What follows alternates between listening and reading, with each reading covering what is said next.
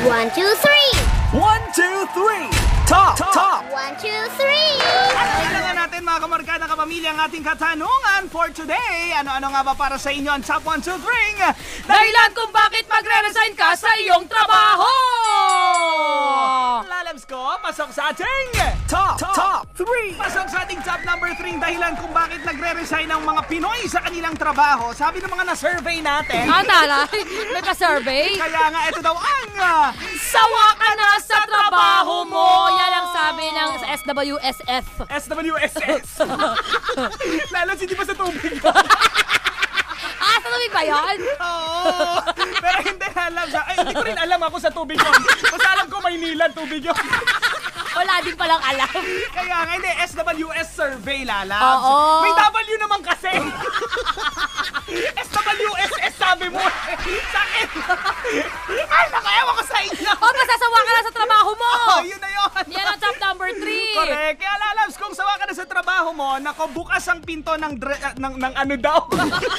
Bukas ang pinto ng job street para hanapin ang karir na gusto mo, lalabs.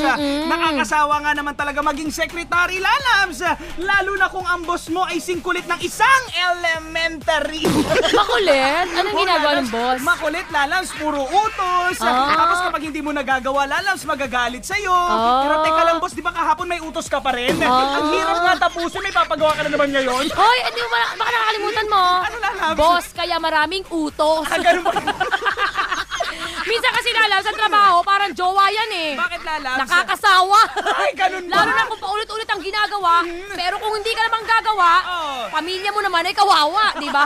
Sa bagay, tama ka dyan, lalabs. Kaya alam mo, bilib ako sa mga Pilipino ngayon, lalabs, eh, na kahit wala doon yung tinapos niya, lalabs, sa pinagtatrabahuan niya, sige-sige pa rin siya sa pagtatrabaho. Oo, sakripisyo. Correct. Pero kung Oo. minsan, lalabs, huwag mo na isipin yung sakripisyo. Oo. Lalo na kung nagsasawa ka na sa trabaho. Oo, let me live. Ganyan na. Correct. Top number 2. This is it, lalabs ko! Top 2! Pasok naman sa ating top number 2 dahilan kung bakit nagre-resign ka sa iyong trabaho. Sabi nila, dahil... Sa mga katrabaho o boss mo. Correct, lalabs. Tama. Yan eh, dahil sa mga katrabaho o boss mo. Kapag ang boss mo ay palagi nagpa-power trip sa'yo, sabayan pa ng mga pabida-kapamilya mong katrabaho, abay, isa lang talaga masasabi mo. Ano, lalabs? Hashtag I love this job. Hashtag feeling blessed. Kaya nga. I love this job, my man. Pero lalabs, kahit na yan ang sinasabi mo, alam ko naman na nakabaliktaran nito. na kung may chance ka lang sabihin, alam mo kung ano sasabihin mo? Ano? Kung makakahanap lang sana ako! Kung meron na sana opening sa job street ngayon. Ay, naiiwanan ko to!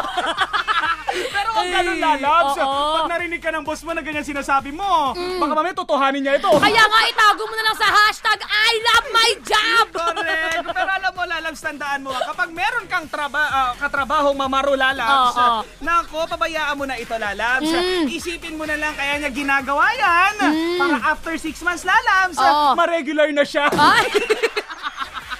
Talaga? Oo, lalabs. May ganon? May mga ganon, lalabs talaga. Na mga pabida ka pamilya talaga. O, di magganon ka rin, di ba? Ayoko, lalabs eh. Bakit? Baka mamaya sabihin, sip-sip ako kay boss. Hindi maraming ganon. Kasi nga, kanya-kanyang salbayan. Correct, tama diba? ka dyan, lalabs. At ito, maging honest na tayo. Sa isang opisina, hindi talaga mawawala yan. Kaya dapat magaling ka makisama talaga sa mga magiging katrabaho mo. At saka habaan mo. Ang alin? Ang PC mo, di Ganun, ba? akala ko pasensya. PC, pasensya. PC, lalabs! Hindi, lalabs eh. Nakakainis eh. Alam mo ba kung ano ang PC sa amin, lalabs? Ano? Computer. Sa inyo, pasensya. Lalabs, iba yung PC sa PC. PC! Oo. Diinan mo kasi. Sa PC? Ganon? At saka, lalabs, ito bang sinasabi ko sa'yo? Ano? Sa barangay namin, ang pasensya, tinapay yun. Oo. Kaya kung ako sa'yo, magkape ka. Top number 1 na! Bago tayo magkaubusan ng pasensya! Top 1! Pasok naman sa ating top number 1, lalabs. Dahilan kung bakit magre-resign ka sa iyong trabaho. Ito daw ang... Mababa ang sweldo! Oo, lalabs. Ito ito na nga ata daw ang pangunahing dahilan kung bakit lalo sa resign ng isang empleyado. Pero Lalabs, alam mo, mas okay nang mababa ang aking sweldo. Kaysa naman sa'yo, Lalabs. Ano? Ang taas-taas nga ng sweldo mo. Ano? Ay, ang dami mo namang trabaho. Ganun nga, Lalabs. Pero yung iba naman, kaya nagre-reklamo. Kasi sabi nila, ang pagtatrabaho ay Ano yan? parang pag-e-exercise. Parang pag-exercise? Nakakapagod! Lalo na kung kayod ka ng kayod, pero mababa pa rin ang sahod. Nako, Lalabs, ipagkaganyan, isa lang ang gawin natin. Ano? Ay, tayo ay makibaka. Magwelga! Maki! Maki! Maki! Rena! Hindi makirena. Oh. Makiwelga. Ayan, sumapit tayo sa union. Hali kayo. Pero hindi, Lalabs, kapag mababang yung sweldo, syempre huwag kang magreklamo sa boss mo, Lalabs.